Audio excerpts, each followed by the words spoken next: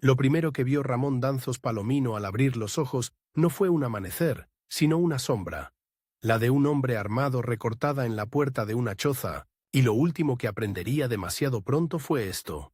En su país, una vida podía costar menos que una bala, pero una idea podía costar una guerra. Si te quedas hasta el final, vas a entender por qué el niño al que le dijeron «no hables» o «te entierran» terminó caminando hacia la política como quien camina hacia una hoguera, sabiendo que se va a quemar. Nació el 1 de enero de 1918, en un calendario recién estrenado y en un mundo que todavía olía a pólvora de otra guerra lejana. A él no le tocó Europa. Le tocó el hambre cotidiana, el ruido de botas en caminos de tierra, el murmullo de los adultos hablando en voz baja cuando creían que los niños no escuchaban. Ramón creció en una casa donde los silencios eran más largos que las frases, porque las frases podían delatarte. En el patio, la tierra estaba siempre seca. Dentro, la pobreza no era una metáfora. Era un plato que sonaba hueco al mediodía. Su madre, con manos agrietadas por el trabajo, contaba monedas como si fueran semillas. Su padre cargaba una dignidad áspera, de esas que no se doblan ni cuando la espalda se quiebra. Ramón aprendió pronto dos lecciones que no se enseñan en la escuela: que el poder tiene voz de trueno y que la gente humilde vive, con el cuello encogido, como esperando el golpe. A veces ese golpe llegaba en forma de visita.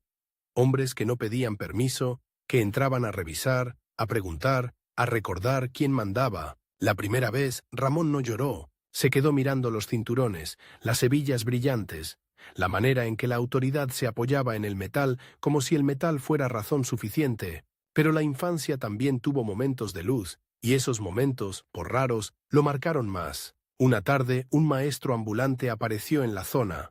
Un hombre con un maletín de cuero gastado y un cuaderno lleno de nombres. Traía una voz distinta. No gritaba para que lo obedecieran. Hablaba para que lo entendieran. Pidió un banco, un rincón, y empezó a enseñar letras como quien reparte herramientas. Ramón se pegó a ese hombre como si fuera una fogata en la noche. Quería calor, quería sentido, quería una salida. Aprendió a leer despacio, con paciencia feroz. Cada palabra nueva era una ventana. Justicia fue una de las primeras que le dolió. Sonaba grande, limpia, imposible. Ley le pareció una promesa rota. Estado, una criatura lejana que igual podía comerte. Y sin embargo, esas palabras lo encendieron. Descubrió algo que cambiaría su vida. Que el mundo tenía una arquitectura invisible, hecha de normas, firmas, decretos, y que los pobres casi nunca estaban invitados a construirla. Cuando cumplió 12 años, vio por primera vez lo que significaba enfrentarse al poder sin armas. Un vecino, un hombre de manos enormes, conocido por trabajar de sol a sol, discutió por una deuda que juraba injusta. No fue un gran discurso. Fue apenas una frase. «Eso no es correcto». La respuesta llegó rápida. Lo empujaron, lo humillaron, le dejaron la cara contra el polvo. Ramón recordó ese polvo pegado a la piel como una firma. Aquella noche, su padre le dijo algo que lo persiguió por años. «Hijo, aquí la razón no gana. Gana quien tiene gente». Ramón no entendió todo, pero sí entendió lo esencial. La injusticia no era un accidente, era un sistema. En la adolescencia, Ramón empezó a trabajar temprano, cargó sacos, hizo mandados, aprendió a medir el valor de un día por el peso en los brazos, pero tenía una obsesión: no dejar que el trabajo le apagara la cabeza. Leía lo que caía en sus manos: folletos, periódicos viejos, discursos copiados a mano, incluso cartas ajenas. A veces, para conseguir papel, recogía envoltorios y los alisaba. Es difícil explicar la imagen sin verla. Un muchacho flaco, de ropa remendada, con una vela mínima iluminando páginas arrugadas, como si estuviera conspirando contra la oscuridad, y en cierto modo lo estaba, porque cada lectura le traía un enemigo nuevo. No un enemigo con rostro, sino con estructura. El abuso normalizado. Y cuando finalmente escuchó hablar de sindicatos, de organizaciones, de reuniones clandestinas en patios traseros, sintió que había encontrado el motor que le faltaba a su indignación. No bastaba con entender. Había que juntar gente, había que construir gente, como dijo su padre, pero no para golpear, sino para resistir. Ahí aparece el primer gran conflicto de su vida, aunque todavía no tenía nombre de rival. Un joven ambicioso, de familia mejor posicionada, que también entendió temprano el lenguaje de la influencia. Se llamaba Esteban Llerena. Donde Ramón traía hambre y rabia, Esteban traía contactos y sonrisa. Donde Ramón hablaba de dignidad, Esteban hablaba de orden. Se movían en los mismos espacios pequeños, reuniones, asambleas, comités improvisados, y cada vez que uno hablaba, el otro respondía. No era una pelea abierta, era una competencia silenciosa por el futuro, un duelo por quién iba a convertirse en la voz. Al principio Ramón no lo vio como enemigo, lo vio como alguien del otro lado, y eso fue el primer twist. Esteban no era un monstruo, era inteligente, carismático, incluso generoso a ratos. Precisamente por eso era peligroso, porque podía convencer a los mismos que sufrían de que el problema no era el poder, sino el desorden. Podía hacer que los pobres aplaudieran la mano que los apretaba. Con tal de que esa mano prometiera seguridad, Ramón empezó a hablar en público con una mezcla extraña.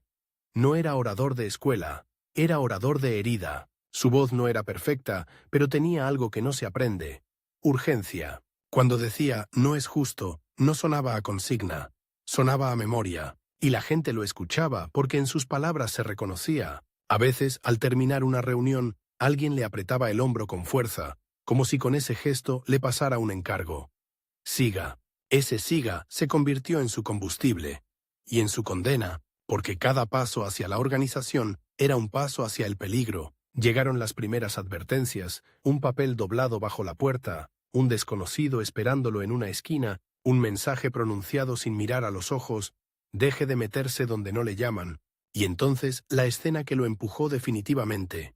Una noche, al volver a casa, encontró a su madre sentada, rígida, con la mirada fija en la pared. No lloraba, eso era lo peor. Solo dijo: «Preguntaron por ti». Ramón sintió que el aire se le volvía espeso. En ese instante entendió el precio real de hablar. No lo pagaba solo él, lo pagaban los suyos.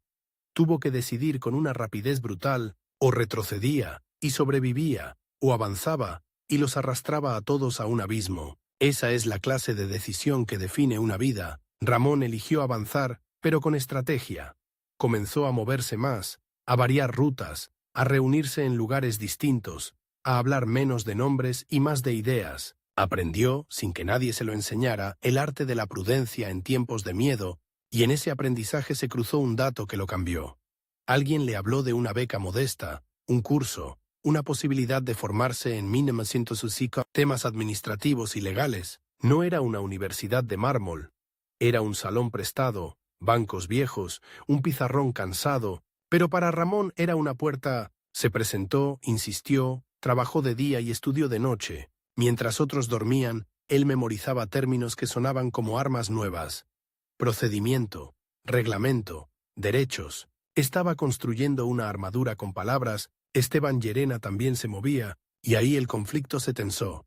Cada avance de Ramón era respondido por una maniobra de Esteban. Si Ramón organizaba una reunión, Esteban aparecía con una propuesta más razonable. Si Ramón hablaba de abuso, Esteban hablaba de estabilidad. Empezó a circular un rumor venenoso: que Ramón era un agitador, que buscaba problemas, que traía ideas peligrosas. En un país donde la acusación de peligroso podía equivaler a una sentencia, eso no era chisme, era una amenaza. Y entonces ocurre otro giro, uno que no se ve venir. Ramón descubre que el rumor no nació en la calle, sino en una oficina. Alguien lo estaba perfilando, siguiéndolo, clasificándolo. Años después se diría que era normal que el Estado vigilara, pero para Ramón, joven todavía, fue una revelación helada. No era un ciudadano, era un expediente en construcción. Su nombre podía terminar asociado a un sello, a una orden, a un deténgase. Desde ese punto, su vida empezó a medir el tiempo de otra manera, no por cumpleaños, sino por plazos. Y aquí entra la cuenta regresiva que lo empujaría a la política. Un funcionario le hizo llegar por boca de terceros un aviso concreto. Tenía semanas, no meses, para calmarse o lo sacarían del juego por la fuerza. Nadie lo escribió, nadie lo firmó. Precisamente por eso era real. Lo ilegal siempre se siente más seguro cuando no deja papel. Ramón tuvo una noche larga, una de esas noches que se recuerdan toda la vida con un detalle absurdo. El sonido del agua al caer en 1900, un balde, una gota insistente, como un reloj. Pensó en irse, pensó en esconderse, pensó incluso en callar, y sin embargo volvió a la misma idea. Si se callaba ahora, ¿cuándo hablaría? Si él, que ya tenía una voz, se apagaba, ¿qué quedaba para los que ni siquiera podían pronunciar su queja? Así que hizo lo que hacen los que no tienen margen. Apostó más alto, decidió que no bastaba con reuniones y comités. El juego verdadero estaba en las instituciones. Si lo iban a perseguir, que fuera porque estaba entrando al lugar donde se toman decisiones, no porque gritaba desde la calle. Era una jugada arriesgada, casi suicida, porque significaba exponerse aún más, pero también era una forma de convertir la amenaza en impulso. Si tenía semanas para desaparecer, entonces tenía semanas para transformarse. En alguien demasiado visible para desaparecer sin costo, empezó a frecuentar círculos políticos locales, a asistir a sesiones abiertas, a aprender el lenguaje de los discursos oficiales. Descubrió un teatro. Hombres que hablaban como si el hambre no existiera, como si la miseria fuera una mala estadística. A Ramón ese teatro le repugnó, y al mismo tiempo lo fascinó, porque entendió que ahí, en esa puesta en escena, se repartía el destino. Si quería cambiar algo, tenía que entrar. La primera vez que tomó la palabra en un espacio más formal, sintió un frío en la nuca. No era solo nervios, era conciencia. Allí estaban los ojos que podían abrirle camino o cerrarle la vida. Habló con cuidado, pero sin rendirse. Dijo lo suficiente para ser escuchado, no tanto como para ser aplastado en el acto. En el fondo de la sala, Esteban Llerena sonrió apenas, como si estuviera viendo a un rival subir al ring, y esa sonrisa fue un mensaje. Ahora sí estamos jugando en serio. Ramón salió de esa sesión con la garganta seca y una certeza peligrosa. Ya no había vuelta atrás, había cruzado una línea invisible. La gente empezó a llamarlo para pedirle ayuda, para que intercediera, para que explicara trámites, para que defendiera casos. Poco a poco, su nombre dejó de ser solo el de un joven inquieto y se convirtió en el de alguien que sirve. Esa palabra, servir, en un país desconfiado, era un milagro. También era un blanco. Las semanas del ultimátum se consumían. Cada día podía ser el último día de su vida tranquila. Él lo sabía. Y justamente por eso, se movió más rápido que nunca. Construyó alianzas pequeñas, buscó a los pocos políticos que todavía escuchaban, aprendió a negociar sin venderse, descubrió que el poder no se derrota con pureza, sino con astucia, y eso lo ensució por dentro. Tuvo que sonreír a quienes despreciaba, saludar manos que sabía sucias, pero no lo hizo por ambición. Lo hizo porque entendió que, si no ocupaba un lugar, lo ocuparía alguien como Esteban. Y Esteban ya se estaba preparando. La rivalidad se volvió el hilo que tensaba todo. En público, cordialidad. En privado, maniobras. Donde Ramón veía personas, Esteban veía votos. Donde Ramón buscaba justicia, Esteban buscaba control. Y lo más inquietante, Esteban empezaba a ganar terreno entre los que tenían miedo, porque el miedo siempre prefiere una promesa simple. Ramón, en cambio, ofrecía algo más difícil. Cambio. Y el cambio, en sociedades heridas, suena a riesgo. En la última noche antes de que se cumpliera el plazo del aviso, Ramón caminó solo, no llevaba armas.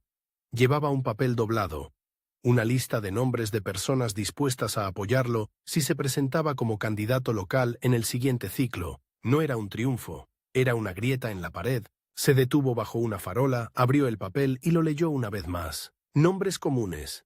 Gente que tenía poco que perder, salvo la vida. En ese instante sintió algo parecido al vértigo. No era solo su destino el que estaba en juego, era el de todos ellos. Y entonces escuchó pasos detrás. No eran rápidos, eran deliberados. Ramón no se giró de inmediato. Con todos latidos, 3. El tiempo se estiró. Cuando al fin se volteó, no vio un arma. Vio a un mensajero, un muchacho, casi un niño. Le extendió un sobre sin sello. Ramón lo abrió. Dentro había una sola frase escrita con tinta temblorosa. Mañana te nombran, o te borran. Esa fue la puerta de entrada. A la mañana siguiente, con el cuerpo tenso y la mente afilada como cuchillo, Ramón Danzos Palomino se vistió como si fuera a un funeral. Tal vez lo era, el funeral de su anonimato. Salió con la sensación de que cada esquina podía ser una emboscada, pero también con una certeza que le ardía en el pecho. Si el sistema había decidido que él era un enemigo, entonces era porque estaba cerca de algo importante, y mientras avanzaba hacia el edificio donde se reunían los hombres que decían representar al pueblo, Ramón no podía sacarse de la cabeza una imagen, la sombra en la puerta de su infancia, solo que ahora, por primera vez, la sombra no lo miraba desde afuera, ahora él estaba a punto de entrar, y al otro lado, esperándolo con su sonrisa de orden y su ambición pulida, estaba Esteban Llerena, listo para convertir la política en un combate. Lo curioso es que aquel día decisivo no empezó con una fanfarria, sino con un olor. Metal húmedo, sudor rancio y tinta vieja. Ramón subió las escaleras del edificio público, respirando ese aire espeso, sabiendo que, detrás de una sola puerta, podían darle algo, que nunca había tenido, o quitárselo todo. Afuera, la ciudad seguía como si nada. Adentro, en un cuarto con cortinas pesadas y ceniceros desbordados, 3 hombres iban a decidir si su nombre aparecía en las boletas, o en una lista de personas problemáticas que solían terminar en el silencio. La habitación donde lo hicieron esperar era un cuadro triste. Una mesa coja, sillas de madera gastada, una lámpara desnuda temblando por algún cortocircuito. En la pared, una foto enmarcada de un líder sonriente observaba todo con falsedad de santo de yeso. Ramón sintió el sudor en la espalda, pero no por el calor. Era la conciencia de que esa mañana el país no iba a cambiar. Pero su vida sí. Sabía del sobre. Mañana te nombran, o te borran. No existía un punto medio, y el reloj del pasillo, con su tic-tac insistente, convertía cada segundo en una sentencia. Cuando finalmente lo llamaron, el pasillo se le hizo más largo de lo normal. Sentía que cada paso lo alejaba del muchacho que había sido, de las asambleas bajo los árboles, de los discursos improvisados en patios tierra adentro. La puerta del despacho estaba entreabierta. Antes de entrar, alcanzó a ver un detalle que se le clavó en la memoria. Un cenicero lleno de colillas aplastadas con furia, como si alguien hubiera apagado en ellas todas las dudas posibles. Empujó la puerta y al otro lado lo estaban esperando 3 figuras, 2 burócratas de traje gris, y apoyado en la pared, cruzado de brazos, Esteban Llerena. Esteban lo saludó con cordialidad de cuchillo envainado. «Ramón, llegas justo a tiempo». La frase sonó como una burla. Uno de los funcionarios tomó la palabra con tono teatral. Hablaron de momentos históricos, de necesidad de renovación, de vínculos con el pueblo. Ramón escuchaba y traducía. Oportunismo, cálculo, miedo. Lo quisieran o no, lo necesitaban. Sus recorridos por los barrios, su capacidad de convocar a los que nunca contaban, se habían convertido de pronto en una moneda política valiosa, y en un país donde el poder no regala nada, si te ofrecen algo es porque esperan cobrar con intereses. La decisión se anunció casi como si fuera un premio. Lo nombraban candidato a un cargo local clave, una diputación que controlaba, presupuestos pequeños pero decisivos para las comunidades que más dolían. No sería un adorno. Allí se decidía si un pueblo tenía agua o no, si la tierra se repartía o seguía en manos de unos cuantos. Sonaba a triunfo. Pero había una condición envenenada que llegó disfrazada de simple realidad. La elección estaba encima. Faltaban 90 días, 90.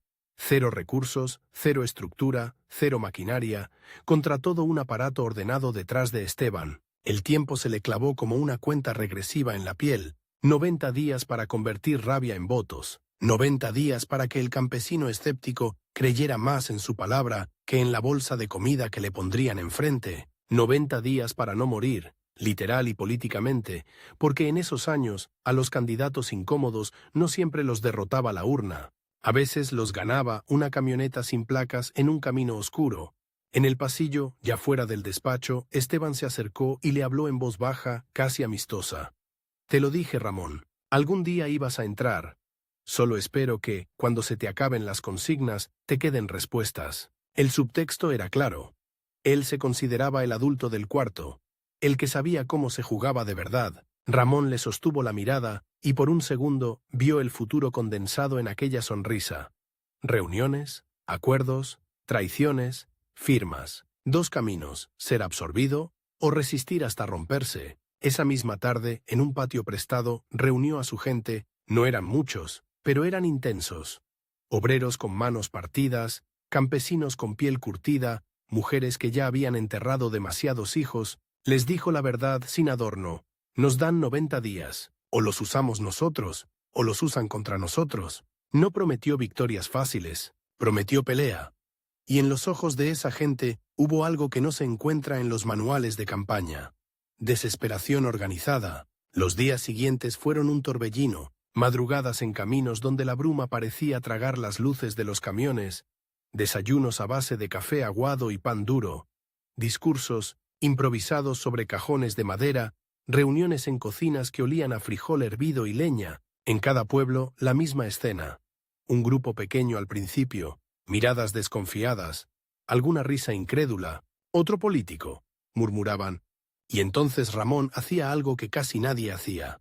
Escuchaba primero. Dejado en silencio, el dolor se desbordaba. Les hablaban de años prometiendo escuelas sin cimientos, de clínicas con camas pero sin médicos, de campos que daban maíz para una foto y hambre para todo el año. Ramón no fingía sorpresa, lo conocía, pero al repetirlo en voz alta, en presencia de todos, le daba forma de acusación, y luego venía su golpe. No les vengo a prometer milagros, les vengo a prometer que no me voy a callar una sola vez en ese edificio. Y si fallo, podrán venir a buscarme aquí mismo. Era romper la barrera invisibles entre representados y representante. Esa frase empezó a correr de boca en boca con una fuerza que ni él esperaba. Esteban, por su lado, no se quedaba quieto. Su campaña tenía otra textura. Autos con altavoces, volantes impresos con su rostro retocado, promesas de estabilidad y continuidad responsable. Visitaba a los mismos líderes comunitarios, pero no con palabras, sino con sobres discretos, favores, promesas de cargos menores. Donde Ramón llevaba historias, Esteban llevaba números, y el aparato, acostumbrado a obedecer a quien pareciera más serio, se inclinaba, como no, hacia Esteban. Los primeros sondeos, rumores en los cafés de la capital regional eran claros. Esteban llevaba ventaja, el otro es muy radical, decían, encogiéndose de hombros, muy peligroso, añadían los que tenían algo que perder, y en los pasillos del partido que los cobijaba se empezaron a escuchar frases venenosas. Si gana Esteban, todo sigue tranquilo. Si gana Ramón, nos mete al lío. Había incluso quienes confesaban en privado que lo mejor sería que Ramón hiciera un buen papel, pero perdiera, que se desgastara su figura, que se quedara en un recuerdo de entusiasmo juvenil. Una noche, mientras regresaba de una gira por pueblos polvorientos, la realidad le mostró los dientes. El jeep en el que viajaba se detuvo en un tramo solitario de carretera. Las luces murieron, el motor tosió y cayó. El conductor, un muchacho que apenas había cumplido 20 años, bajó a revisar el cofre. El silencio era tan denso que se escuchaba la electricidad en los cables. De pronto, dos faros aparecieron detrás, demasiado rápido, demasiado directos. El jeep vibró con el impacto de la camioneta que se les pegó por atrás. Voces, insultos, golpes en la carrocería. Ramón sintió el impulso primario de hacerse pequeño. Alguien tiró de la puerta con fuerza, una mano gruesa lo agarró del cuello de la camisa, lo sacaron casi a rastras. Lo encañonaron con un arma corta, tan cerca que pudo oler el aceite quemado del cañón. «Bájale, licenciado», le susurró una voz ronca. «Este camino se puede cerrar para siempre». No dijeron por orden de quién, no hacía falta. Lo patearon en las costillas, lo dejaron tirado en la grava, le destrozaron el jeep a culatazos. Cuando se fueron, lo hicieron despacio, con la seguridad de quien sabe que no habrá denuncia. Porque ¿ante quién? Esa misma noche, con el dolor expandiéndosele por el cuerpo como una tinta negra, Ramón tuvo un momento de tentación brutal. Podía rendirse. Podía decir que el país no estaba listo, que su vida valía más que un voto, que la gente resiste de todos modos, pero entonces recordó algo tan concreto que casi dolía más. Las manos de su madre contando monedas como semillas, y entendió que si se echaba atrás, no estaba salvando su vida. Estaba traicionando a todos los que seguían contando centavos esperando. Un mañana que nunca llegaba, al día siguiente, apareció en un mitin con el rostro amoratado. Alguien le sugirió maquillaje, gafas oscuras, disimulo. Él decidió lo contrario. Se subió al cajón que hacía de tribuna y dejó que la gente viera cada marca. Hubo un murmullo colectivo, una mezcla de rabia y miedo. «No les voy a mentir», dijo. «Esto no me lo hizo la vida. Me lo hizo alguien que tiene miedo de que ustedes decidan». En ese momento, la campaña cambió de tono. Dejó de ser una contienda normal. Se volvió una pelea entre la resignación y la dignidad. El sistema reaccionó con su reflejo automático, negar. Un comunicado frío habló de un incidente de tránsito, de rumores malintencionados. Algunos periódicos ni siquiera lo mencionaron, pero las fotos corrieron por manos y bolsillos, arrugadas, copiadas, contadas como si fueran cartas de baraja maldita. y en no pocos hogares se empezó a decir en voz baja: si le pegan así antes de llegar, ¿qué no harán si ganan los de siempre? Esteban, en público, condenó la violencia. En privado dejó que corriera otro rumor: que Ramón se había golpeado a sí mismo, que era un teatro, que cuando la gente es pobre, cree cualquier drama. Esa era su apuesta: convertir la brutalidad en espectáculo y el espectáculo en descrédito. Pero algo se le escapó.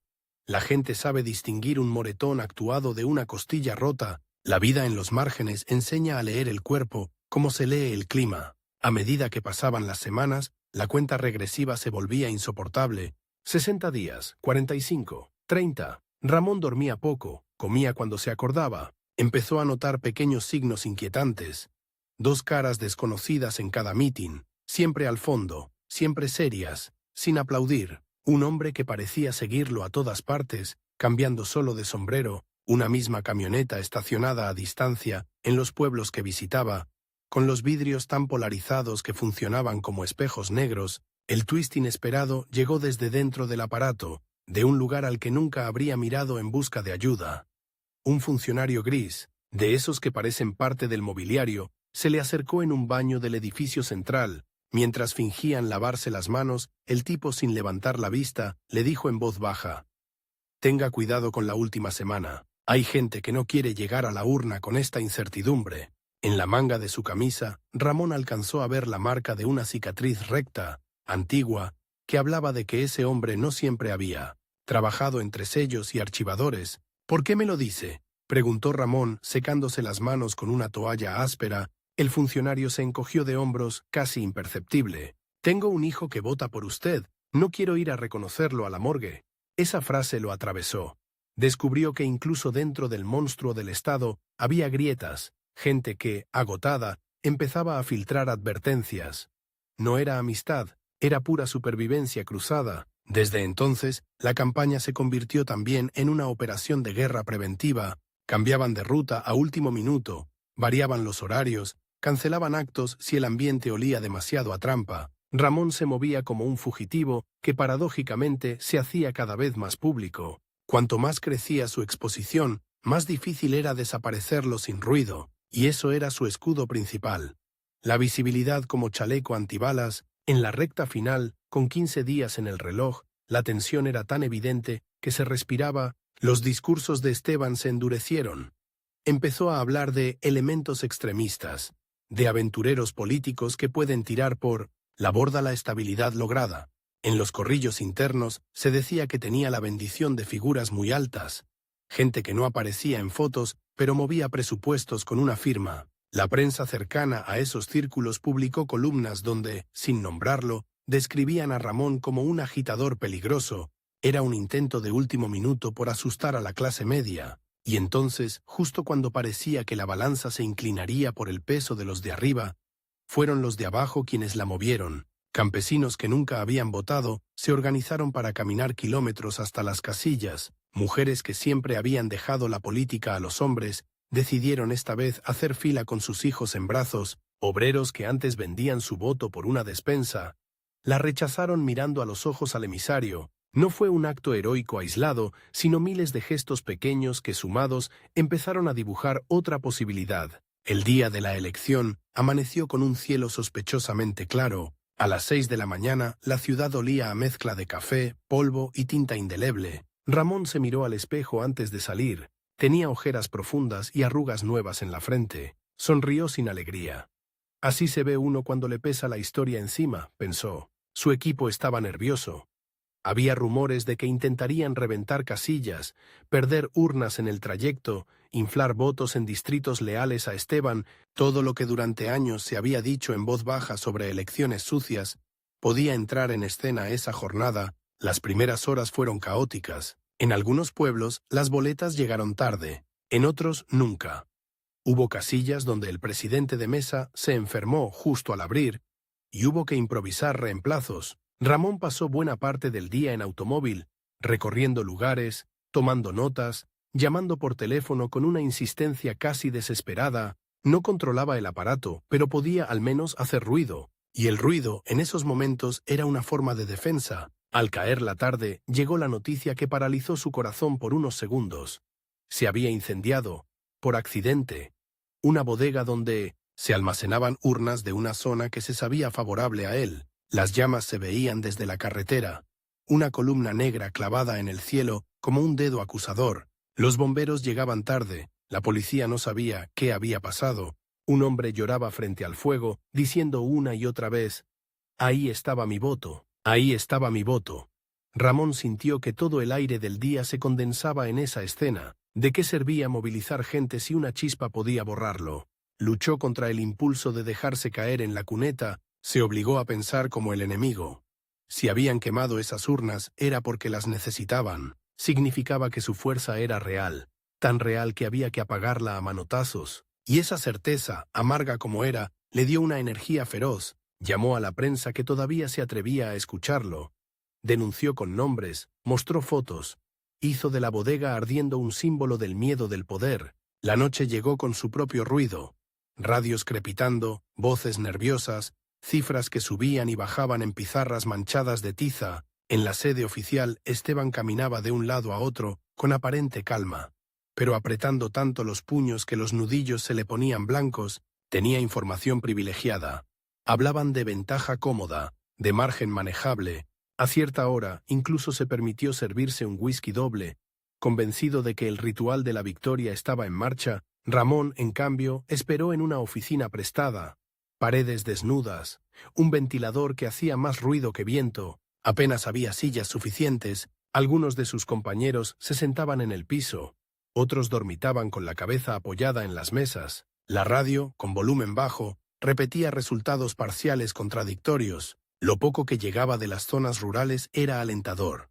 En los pueblos donde lo conocían, su nombre arrasaba. En la ciudad, el tablero estaba más dividido. Hacia la medianoche, cuando la fatiga amenazaba con enterrar la esperanza, sonó el teléfono fijo, con un timbrazo agudo que los hizo brincar a todos. Ramón atendió. Al otro lado, una voz que reconoció de inmediato, aunque hacía tiempo que no escuchaba tan de cerca. Su padre. No para felicitarlo, ni para consolarlo, solo para decirle una línea: «Hijo, esta vez sí tienes gente». Y colgó. Fue como si le devolvieran, golpeado y transformado, aquel consejo de la infancia. Tenía gente. Ya no hablaba solo. Los resultados oficiales se retrasaban, una señal que en aquel país nunca era buena. Estiraban el momento para negociar, para cuadrar cifras, para medir reacciones, pero la calle se les adelantó. En varios barrios la gente empezó a concentrarse, a corear su nombre, a exigir que no se arreglara nada por encima de sus cabezas. La policía observaba, tensa. Si reprimían, incendiarían más que una bodega. Si dejaban hacer, la presión subiría. En la madrugada, incapaces ya de sostener la incertidumbre, los burócratas sacaron un resultado preliminar. Una ventaja mínima. Para Ramón Danzos Palomino. Era tan estrecha que permitía cualquier maniobra, pero era ventaja. Las cámaras se encendieron, los micrófonos se extendieron. El país que dormía no vio el momento exacto, pero los que estaban despiertos no lo olvidaron.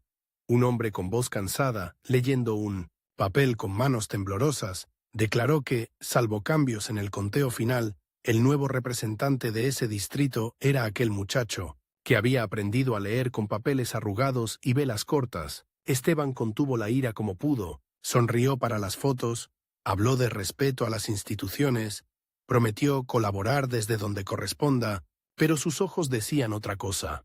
Esa no era una derrota que aceptara como definitiva, era un paréntesis, una pausa en la pelea, y mientras estrechaba la mano de Ramón frente a las cámaras, se inclinó apenas para susurrarle: «Disfruta este momento. El poder no solo se gana, también se sobrevive». Ramón supo, en ese apretón y en esa frase, que aquella victoria no era el final de nada. Era, si acaso, el inicio de la parte más peligrosa. Entrar al edificio como candidato ya había sido jugar con fuego. Entrar ahora como representante, con el respaldo de una marea de gente cansada de esperar, era acercarse a una fogata donde muchos se habían quemado antes. Al amanecer, cuando la ciudad todavía bostezaba y algunos borrachos cantaban victoria sin saber bien por qué, Ramón salió al balcón de la oficina prestada donde lo habían acompañado toda la noche. La calle de abajo estaba llena. No era una multitud perfecta ni ordenada. Había caras ojerosas, ropa de trabajo, niños dormidos en brazos ajenos.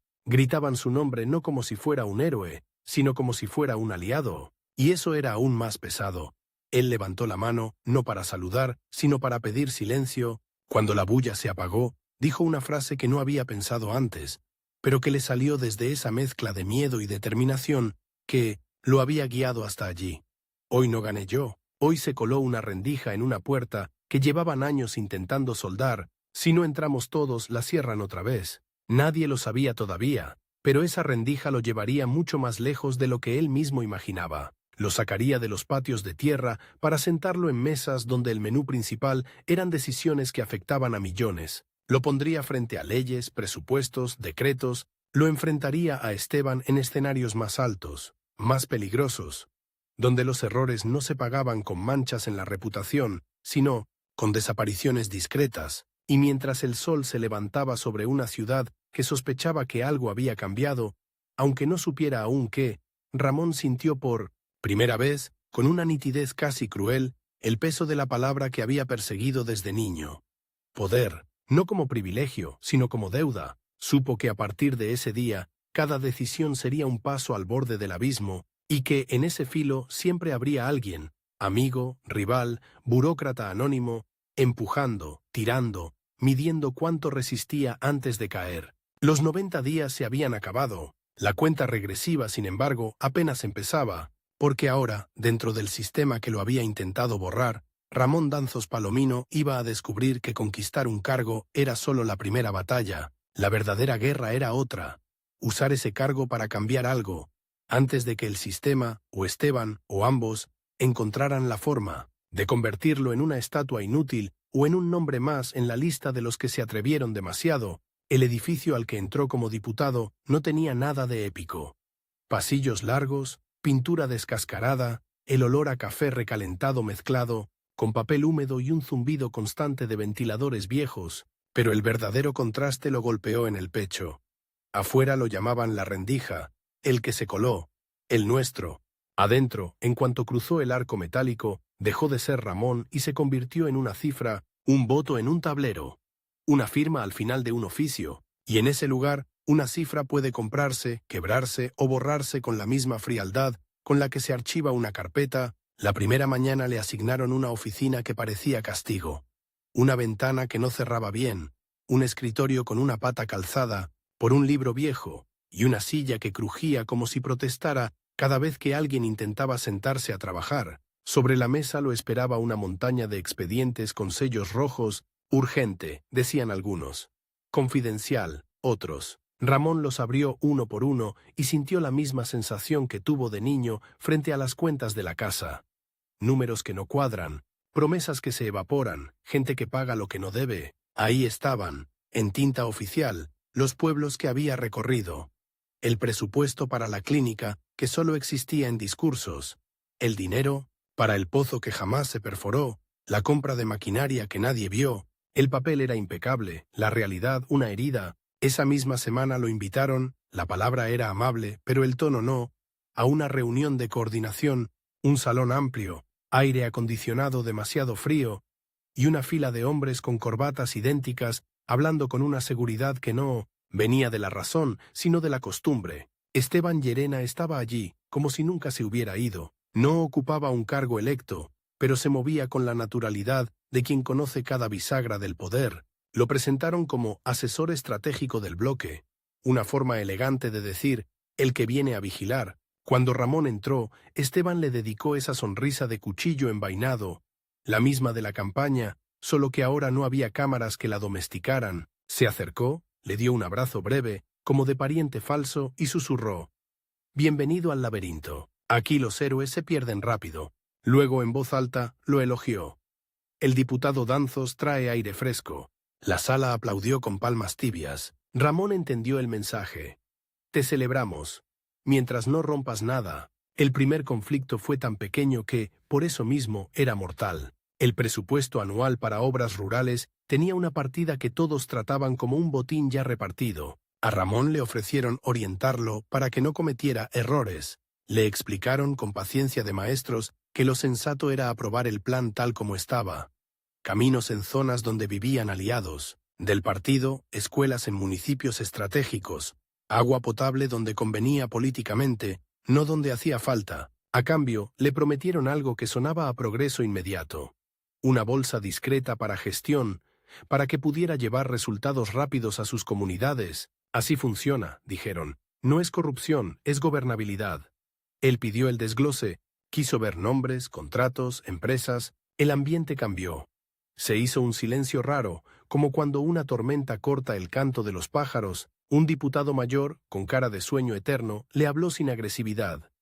Ramón, tú vienes de abajo. Sabes que la gente no come transparencia, come concreto. Esteban lo miró como esperando su rendición. Ramón respondió despacio, midiendo cada palabra. También sé que el concreto se rompe, y cuando se rompe, los pobres siempre quedan debajo. Esa noche, en su oficina mala, se impuso un límite que nadie más veía como límite. 30 días. 30 para entregar su primer paquete de obras y demostrar que no era un símbolo vacío.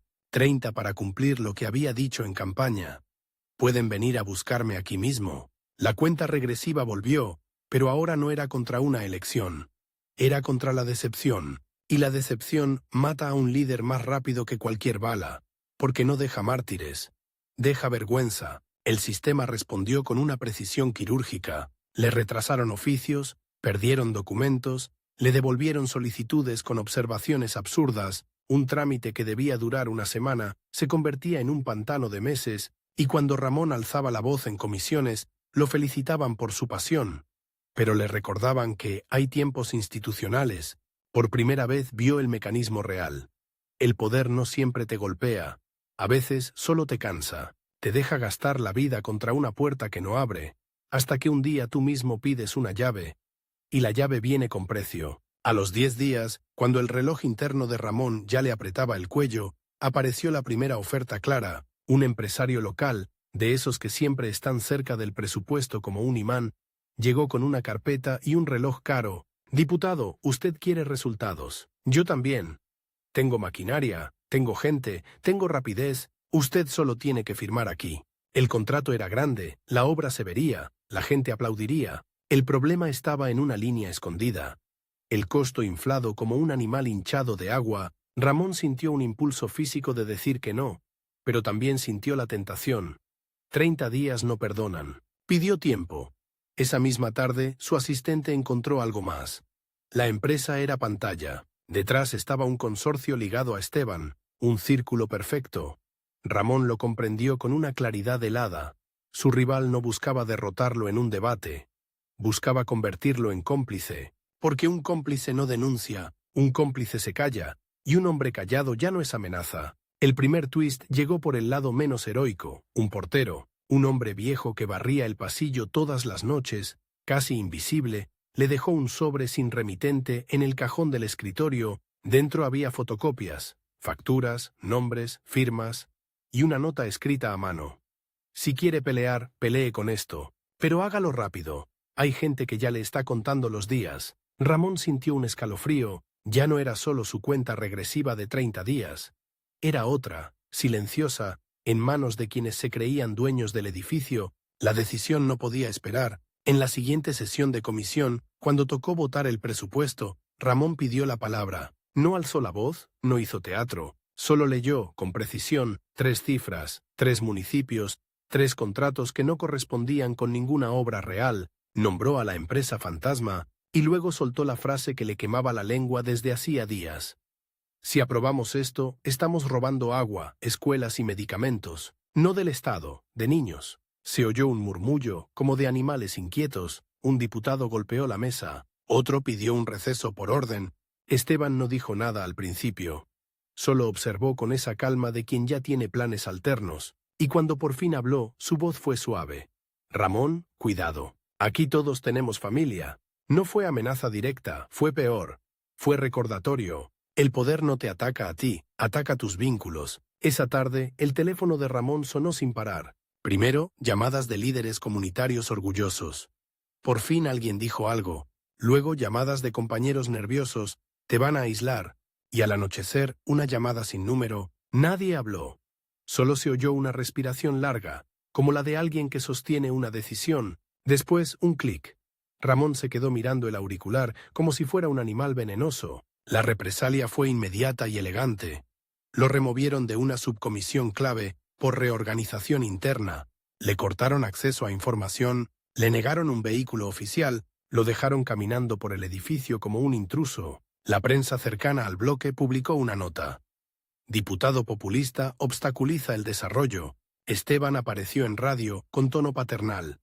Yo respeto la energía juvenil, pero la política no se hace con berrinches. La palabra berrinche se clavó como aguja. Era un intento de infantilizarlo, de reducirlo a ruido, y sin embargo algo inesperado ocurrió afuera. Los pueblos, esos mismos que el sistema daba por dóciles, empezaron a organizarse. Llegaron cartas firmadas por comités de agua, asociaciones de padres, cooperativas campesinas. Llegaron a la capital regional en camiones, con lonas pintadas a mano, con termos de café, con bebés dormidos y ojos encendidos. No eran militantes profesionales. Eran personas que habían aprendido una cosa en la campaña, que la visibilidad es un escudo. Se plantaron frente al edificio y preguntaron a gritos por qué le quitaban funciones al diputado que nos escucha. La escena era tan concreta que parecía irreal. Mujeres con rebozo tocando las puertas de vidrio como si fueran vitrinas. Hombres con sombreros sosteniendo carteles torcidos. Un anciano mostrando una factura de medicinas compradas porque la clínica no tiene nada. Los guardias no sabían qué hacer. Y dentro, los mismos diputados que se burlaban de Ramón sintieron por primera vez un miedo distinto. No el miedo al rival, sino a la multitud que no se mueve por órdenes, sino por hartazgo. Esteban intentó girar la situación a su favor, envió emisarios para negociar con los líderes. Despensas, promesas, pequeñas concesiones, pero la gente ya había probado algo más adictivo que una bolsa de comida. La sensación de que su presión tenía efecto, Ramón lo entendió y decidió jugar su carta más arriesgada. Publicó, con apoyo de un periódico menor y varios folletos, una lista de 1900 proyectos reales con costos transparentes, municipio por municipio, y un calendario de ejecución que lo ataba de manos ante todos. Era su propia trampa voluntaria. Si fallaba, la gente no tendría que buscarlo. Lo vería caer en público. El segundo twist fue íntimo y brutal. Un abogado del bloque, joven, impecable, lo citó para asesorarlo. En una oficina con vista a un patio interno, le mostró un expediente. Dentro había fotos de su madre saliendo del mercado, de su hermano entrando a un taller, de su casa de infancia. No se asuste, dijo el abogado con voz neutra, como si hablara del clima. Esto lo hace seguridad por protocolo. Solo queríamos que usted supiera que, si insiste en dinamitar acuerdos, se vuelve un riesgo. Ramón sintió que la sangre se le iba a las manos. No era un susto, era una jaula. Y la llave estaba en la palabra acuerdo. Esa noche no durmió. Pensó en renunciar, en callarse, en sobrevivir, y luego pensó en el hombre frente a la bodega incendiada repitiendo, ahí estaba mi voto. Comprendió que su vida pública ya no le pertenecía del todo. Era una cuerda tensada entre él y miles de personas. Si la soltaba, el golpe lo recibirían ellos. Al día siguiente, con ojeras más profundas, fue a buscar a Esteban. No para pactar, sino para medir el monstruo de cerca. Lo encontró en una cafetería elegante, donde el café olía a prestigio y la música hacía que todo pareciera normal. Esteban lo recibió como se recibe a un invitado tardío. «Te ves cansado», dijo. Ramón se sentó sin quitarse la chaqueta. «Deja a mi familia fuera», pidió, sin rodeos. Esteban bebió un sorbo, como si disfrutara el tiempo. Ramón respondió, «Nadie deja nada fuera. Tú entraste a este juego y el juego te entra en la casa. La diferencia es si aprendes a mover piezas o si te conviertes en pieza». Y entonces lanzó su oferta final. Le devolverían comisiones, le aprobarían 2 obras rápidas con corte de listón y fotos, y él podría venderlas como triunfo. A cambio, silencio. Nada de listas, nada de denuncias, nada de tocar contratos grandes. Tú ganas popularidad, yo gano estabilidad, resumió. Podemos ser enemigos educados. Ahí estaba el corazón del conflicto. No se trataba de quién ganaba una elección. Se trataba de quién definía qué era posible. Ramón sintió por primera vez que Esteban lo respetaba, no por admiración, sino porque había detectado peligro real, y ese respeto era la antesala de algo peor. Si no podía comprarlo, buscaría quebrarlo. Ramón salió de la cafetería sin aceptar. Afuera, el sol le pegó en la cara como una bofetada. Su plazo de 30 días se reducía. Quedaban 12. 12 para entregar algo tangible sin vender el alma. 12 para sostener a su gente sin exponerlos a un castigo mayor, y entonces eligió una vía que el sistema no controlaba del todo. Alianzas horizontales. Convocó a alcaldes de municipios pequeños, incluso de signos distintos, y a ingenieros jóvenes de una universidad técnica, les propuso un plan mínimo, quirúrgico. No grandes obras vistosas, sino soluciones que cambian la vida sin glamour. Tuberías para agua, reparación de bombas, compra transparente de medicamentos básicos, rehabilitación de caminos rurales con mano de obra local. Si esperamos el gran presupuesto, nos mueren los pueblos, les dijo. Hagámoslo pequeño, rápido y comprobable. Trabajaron como si fuera clandestinidad administrativa, reuniones al amanecer, listas hechas a mano, presupuestos ajustados con lupa. Ramón se volvió un animal de oficina y carretera. Por la mañana en comisiones, al mediodía en bodegas revisando materiales, por la noche en asambleas explicando por qué no habría milagros, pero sí recibos. Sus enemigos se burlaban. Eso no es política, es plomería. Ramón empezaba a entender que, en un país enfermo, la plomería puede ser revolución. El día 28 de su plazo, llegó la primera señal visible. En un poblado donde el agua salía marrón desde hacía años, una bomba nueva empezó a funcionar. No hubo banda de música. Hubo un silencio raro cuando el chorro limpio cayó en un balde. Luego, una mujer metió la mano, se la llevó a la cara y se puso a llorar sin hacer ruido. Ramón no pudo olvidar esa imagen. Lágrimas mezclándose con agua clara. Era un hecho pequeño, casi doméstico, y por eso era devastador para el discurso cínico del poder, porque demostraba que sí se podía, si no robabas. La noticia corrió. Otros municipios exigieron lo mismo, y con la exigencia creció el peligro. Si Ramón convertía su gestión en prueba de que el bloqueo era una elección, no un destino, Esteban perdería su argumento principal, no se puede. Y cuando un sistema pierde su no se puede, se queda solo con la violencia. La amenaza final llegó sin palabras, de nuevo. En su oficina alguien dejó una sola cosa sobre el escritorio. Una pieza de ajedrez negra, un caballo, con la base manchada de algo oscuro. Ramón la sostuvo entre los dedos y pensó en Esteban. Movimientos en L, saltos sobre piezas, ataques inesperados. El mensaje era claro, esto apenas empieza, y al mismo tiempo había otra lectura escondida. El caballo es la pieza que se mueve distinto, la que rompe la lógica lineal. Ramón guardó el caballo en el cajón, cerró con llave y respiró hondo. Afuera, el edificio seguía oliendo a café viejo y papel húmedo. Adentro, él ya no era solo una rendija, se estaba convirtiendo en un método. Y eso, para Esteban Llerena, era más insoportable que cualquier discurso. Un rival que no solo denuncia, sino que demuestra, con hechos, medibles y plazos cumplidos, que el poder puede usarse para algo distinto. Esa noche, al salir, vio desde las escaleras la calle llena de sombras y luces intermitentes. Por un segundo, el miedo volvió con toda su fuerza. La camioneta sin placas, el camino oscuro, el cuerpo en la grava. Luego recordó el agua limpia cayendo en el balde. Se dijo como una orden, todavía quedan días, todavía quedan obras, todavía queda voz, y mientras caminaba hacia su coche, sintió que la verdadera cuenta regresiva no era la suya. Era la del sistema, obligado por primera vez a reaccionar ante un hombre que no se dejaba convertir ni en estatua inútil ni en cómplice silencioso. El día que Ramón salió del Congreso, no hubo sirenas, ni destitución escandalosa, ni golpes en la puerta al amanecer. Hubo algo peor. Un aplauso correcto, educado, casi afectuoso. Le dieron una placa de cristal con su nombre grabado y una frase hueca sobre «Servicio a la patria». Mientras posaba para la foto con sonrisa de compromiso, Ramón lo sintió con la claridad de una puñalada suave. Así mueren los que incomodan y no pueden ser destruidos a la vista de todos.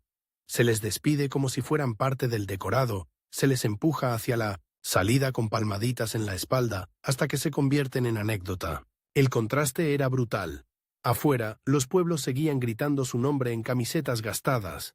Adentro, ya hablaban de él en pasado. El reloj, sin embargo, no se había detenido. Cambió de forma. Ya no eran 30 días para entregar obras, sino 3 meses antes de que el nuevo Congreso, más dócil, más afinado al bloque de Esteban, pudiera deshacer buena parte de lo que su equipo había levantado con plomería y terquedad.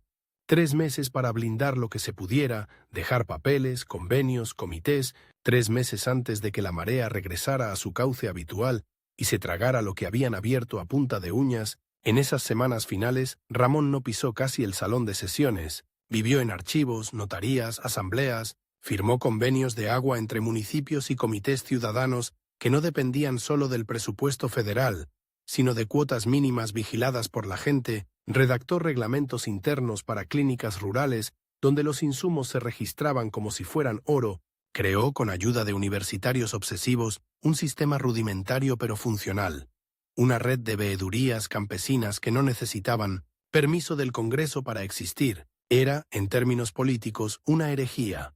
Pasar poder hacia abajo justo cuando el sistema se acomodaba para concentrarlo arriba. Esteban observaba en silencio. No hacía falta que moviera muchas piezas. Sabía que el tiempo jugaba a su favor. Cada convenio firmado era para él una molestia temporal. Los papeles se cambian, decía a sus aliados en reuniones a puerta cerrada. Los liderazgos, en cambio, esos hay que administrarlos con cuidado.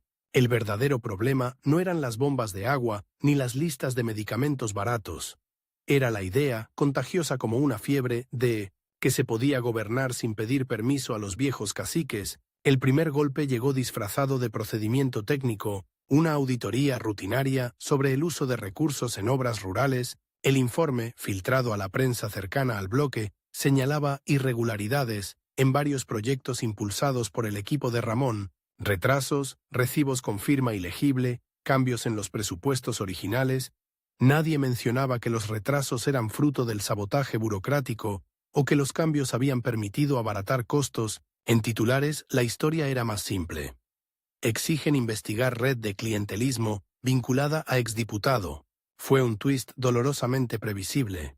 El mismo modelo que había combatido, usado ahora como arma contra él. Ramón veía su nombre en noticieros, asociado a la palabra red, y sentía que cada sílaba borraba un poco el agua limpia del balde, las manos de las mujeres tocando el chorro claro. Esteban se mantenía lejos de los micrófonos, como si esa tormenta no tuviera nada que ver con él. Era el arte del verdugo discreto, nunca sostener la espada, solo ofrecer el filo. La verdadera herida, sin embargo, no fue pública. Llegó en una visita breve, sin protocolo. Un emisario del partido, no Esteban, por supuesto, sino un segundo nivel, se sentó frente a Ramón en una cafetería de barrio y habló con fría cordialidad. La investigación puede crecer o puede apagarse, explicó. Depende de que usted firme esta carta. La carta decía, en lenguaje tibio, que las obras rurales se habían hecho sin observar debidamente los cauces institucionales, que él asumía responsabilidad política y que por el bien del partido se alejaba temporalmente de toda aspiración a cargo público. Era una renuncia anticipada a cualquier regreso, una muerte civil en cuotas, y traía fecha límite. Debía entregarla antes de que cerrara el periodo de sesiones, si quería que la cosa no escalara. Ramón miró el papel como quien ve un veneno elegante puesto en una copa de cristal. Podía firmar y salvar años de hostigamiento, proteger a su familia de más fotos en expedientes, guardar su caballo de ajedrez en un cajón y hacerse a un lado, o podía no firmar y enfrentarse a una guerra larga, sin garantías, contra un aparato que sabía usar la ley como martillo. No respondió en ese momento. Pidió 2 días. El emisario se los concedió con una sonrisa que no llegaba a los ojos. El límite de tiempo ya no era una abstracción política. Estaba escrito en la esquina de un documento. 2 días para decidir qué clase de final quería para su historia. Esa noche viajó, casi impulsivamente, a uno de los pueblos donde habían instalado la primera bomba de agua. Llegó tarde, con la carretera llena de sombras y faros. En la pequeña plaza, a oscuras, lo esperaban más personas de las que había avisado. Corrió la voz de que venía el diputado, aunque ya no lo fuera, y se juntaron como si fueran a ver una película proyectada en una pared. Ramón no llevó discurso, pero tuvo que improvisar uno cuando una mujer se adelantó y le preguntó, con una brutalidad transparente, ¿lo van a meter preso? Ahí, en ese círculo de rostros tensos, soltó el dilema, les habló de la carta, de la oferta, del precio. Hubo un silencio espeso, hasta que un anciano, apoyado en un bastón de madera, habló con voz ronca. Mire, hijo, si lo meten preso por robarnos, yo mismo le cierro la puerta de mi casa. Si lo meten preso por esto, y señaló con el mentón hacia las casas, hacia la bomba, hacia la Tierra. Entonces al menos sabremos por qué le pasó. Lo único que no le perdonamos es que se vaya sin razón. Esa frase lo golpeó más fuerte que cualquier amenaza de Esteban. No se trataba de heroísmo abstracto, era una exigencia de congruencia brutalmente terrenal. No les importaba la épica. Les importaba no quedar otra vez con la sensación de haber apostado por un hombre que, llegado el momento, eligió el camino cómodo, volvió a la capital con la decisión tomada. No firmaría, pero tampoco se lanzaría de cabeza a un martirio inútil. Si el sistema quería guerra, tendría que librarla en terreno incómodo. Renunció públicamente a buscar la reelección inmediata. Les quitó esa arma narrativa, la del ambicioso que se aferra al cargo, y anunció, algo que nadie vio venir. Pondría su tiempo en construir una organización campesina autónoma, sin dependencia directa de partidos, con un solo objetivo: vigilar y presionar, desde abajo, la ejecución del presupuesto rural. Esteban recibió la noticia con una mezcla de irritación y respeto. Lo había querido fuera del tablero. No lo había imaginado reorganizando las piezas por fuera del tablero. Sin fuero, sin oficina, sin chofer, Ramón parecía más vulnerable y, paradójicamente, más libre. Podía entrar a los pueblos sin tener que explicar por qué no traía dádivas. Podía escribir, hablar, denunciar sin pedir turno en el micrófono oficial. El riesgo, por supuesto, crecía en la misma medida. Los años siguientes fueron un extraño exilio interior. Mientras en la capital los debates se llenaban de tecnicismos sobre modernización del campo, Ramón dormía en catres prestados, comía en cocinas de humo y recorría veredas que no salían en ningún mapa. Su oficina fue una mochila con cuadernos y un archivador deformado lleno de copias de contratos, actas de asamblea, fotos de obras inconclusas. A cambio del traje y la corbata, ganó algo que ni siquiera en campaña había tenido del todo: una confianza áspera, hecha de convivencia y no de consignas. El tiempo, sin embargo, no perdona. Una mañana, en medio de una reunión con jóvenes de una cooperativa, sintió un dolor agudo en el pecho, como si alguien le apretara el corazón con la mano. Se sostuvo del borde de la mesa, sudando frío. Lo llevaron a la clínica más cercana en una camioneta vieja. El doctor, un hombre de provincia acostumbrado a improvisar, fue directo: tiene que bajar la marcha. El corazón le está cobrando facturas. No es solo la edad, es el ritmo. Los estudios posteriores fueron claros. Estaba frente a una cuenta regresiva biológica. Podía seguir, pero no con el mismo nivel de desgaste. El médico, sin metáforas, le dijo: si insiste en vivir como si cada día fuera el último, va a lograr que lo sea. Hágase un plan de 10 años, no de 10 días. Ramón salió del consultorio con un miedo nuevo. No al atentado, no a la cárcel, sino al colapso silencioso en una habitación cualquiera. Lejos de las luchas que todavía sentía pendientes, la sombra de Esteban seguía presente, aunque ya no se cruzaran en pasillos. Su rival ascendió, acumuló poder en cargos sin cara pública, se volvió uno de esos nombres que se mencionan en voz baja. Fulano es cercano a Llerena. Cuando Ramón lo veía fugazmente en televisión, envejecido pero firme, sentía una rabia extraña, mezclada con cierta compasión. Eran dos viejos gladiadores condenados a pelear, incluso cuando el público ya miraba otras arenas. El siguiente twist llegó desde una dirección inesperada. Los jóvenes, una generación que no había vivido las primeras batallas de Ramón, empezó a encontrarlo en panfletos pirateados, en grabaciones malas de sus intervenciones, en anécdotas contadas en sobremesas. Lo buscaban no como caudillo, sino como archivo viviente. Llegaban con laptops y cámaras baratas, le pedían entrevistas, querían datos específicos, nombres, fechas, montos. No les bastaba la indignación. Querían la ruta del dinero, el mapa de la corrupción que Esteban y los suyos habían perfeccionado. Al principio Ramón desconfiaba, había aprendido que la curiosidad podía ser otra máscara del espionaje, pero algo lo convenció. La forma en que esos muchachos hablaban de plazos, no tenían la paciencia resignada de sus padres. Querían resultados en años, no en décadas, y estaban dispuestos a usar herramientas que él apenas entendía. Bases de datos, plataformas de denuncia, redes que cruzaban fronteras. De pronto su memoria se volvió insumo. Sus cuadernos viejos, dinamita. Tomó entonces la decisión más arriesgada de su última etapa: abrir sus archivos privados, todo lo que había guardado, fotocopias, cartas, notas anónimas como aquella del portero. Listas de empresas fantasma vinculadas a Esteban empezó a digitalizarse en la sala de su casa, convertida en centro de documentación improvisado. No buscaba venganza personal. Quería, antes de que el corazón le cobrara la factura final, dejar suficientes pistas para que otros pudieran seguir la pelea. El tiempo límite volvió a marcarse, otra vez desde fuera. Estaba por aprobarse una reforma agraria maquillada, que en realidad facilitaba la concentración de tierras y el avance de empresas que veían en el campo solo un negocio. Esa ley sería, en muchos sentidos, la coronación del modelo que Esteban había defendido toda su vida, y tenía fecha de votación. Faltaban 6 meses. Para Ramón, esos 6 meses se convirtieron en una especie de última campaña, pero sin boletas. Recorrió los mismos pueblos, ahora con el cuerpo más lento y la voz a veces cansada, explicando en pizarras improvisadas lo que implicaba la reforma. Los jóvenes difundían fragmentos de sus charlas en video. En teléfonos viejos, campesinos se mostraban unos a otros clips donde él, con el cabello ya blanco, decía: «Quieren que el campo sea negocio de unos cuantos. Lo que está en juego no es una ley, es si sus nietos tendrán dónde sembrar». Esteban, al detectarlo, reaccionó como siempre. Con precisión fría, hizo circular el rumor de que Ramón estaba amargado, que su edad lo había vuelto paranoico, que veía conspiraciones en todas partes. En entrevistas calculadas, hablaba de resistencias románticas que no entendían la modernidad. Era la batalla final de narrativa. Progreso contra obstinación, futuro contra pasado. Y sin embargo, algo falló en su cálculo. La propia vejez de Ramón, lejos de restarle fuerza, le daba una autoridad difícil de eclipsar. No hablaba como quien quiere ganar un puesto.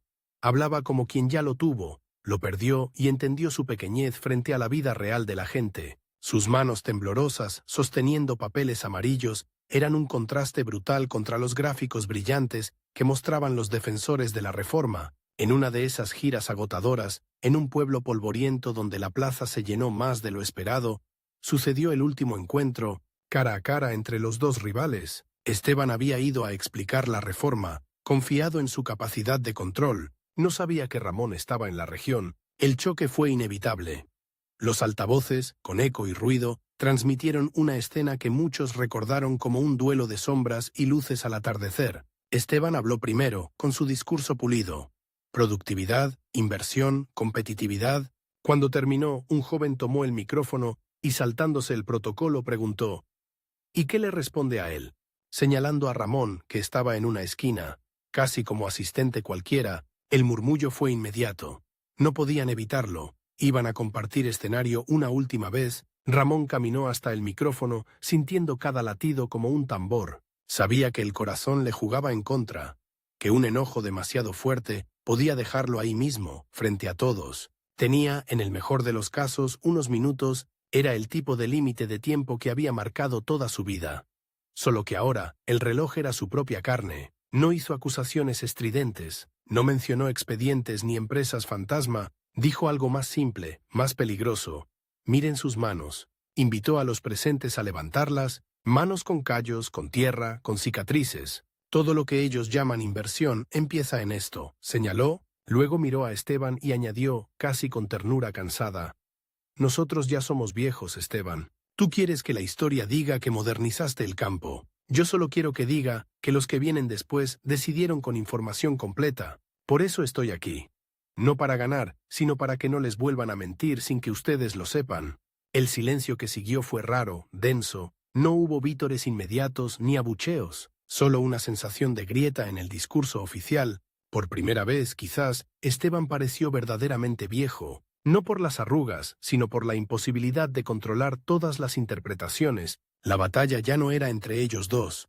Era entre versiones de futuro en la mente de quienes los escuchaban. La reforma se aprobó, al final, con modificaciones forzadas por la presión social. No fue la victoria que Ramón hubiera soñado, pero tampoco la derrota absoluta que Esteban había planeado. Se introdujeron cláusulas de protección a pequeñas comunidades, mecanismos de consulta previa, límites a la concentración de tierras, detalles técnicos, dirían algunos. Para quienes vivían en los márgenes eran diferencias de vida o muerte a mediano plazo. Los últimos años de Ramón fueron más quietos en apariencia, pero seguían marcados por pequeñas urgencias. Revisar un documento, responder, Una carta, grabar un mensaje para una asamblea que no podía visitar. Su casa se llenó de visitas de periodistas, historiadores, estudiantes. Muchos querían saber de la época heroica. Él insistía en hablar de plomería, de bombas de agua, de facturas transparentes. No soportaba la idea de convertirse en estatua. Prefería pensar en sí mismo como en aquel caballo de ajedrez. Una pieza que se mueve distinto, incluso cuando el tablero parece fijo. Esteban, enfermo y replegado, desapareció de la escena pública antes que Ramón. Murió rodeado de discreción, con obituarios que mencionaban su larga trayectoria en el servicio público y sus aportes a la estabilidad institucional. Ramón leyó la noticia en un periódico arrugado en una tarde de lluvia. No sintió alegría ni alivio.